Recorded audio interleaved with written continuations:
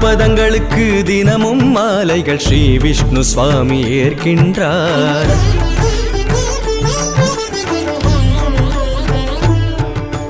திருப்பதங்களுக்கு தினமும் மாலைகள் ஸ்ரீ விஷ்ணு சுவாமி ஏற்கின்றார். அதிர்கின்ற சங்கு சக்கரங்களே அழகாக திகழுமா